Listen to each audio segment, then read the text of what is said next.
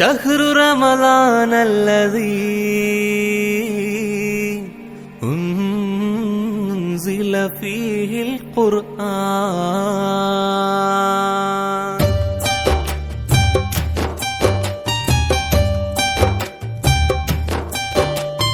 കാറ്റും കുയിലും തഹ്ലീലോതി പാരിൽ ചുറ്റണ മധുമാസം കാലത്തിന്റെ പാപം കഴുകാൻ പടത്തിനായി റമളാൻ മാസം കാറ്റും കുയിലും തഹ്ലീലോതി പാരിൽ ചുറ്റണ മധുമാസം കാലത്തിന്റെ പാപം കഴുകാൻ പടത്തിനായി റമളാൻ മാസം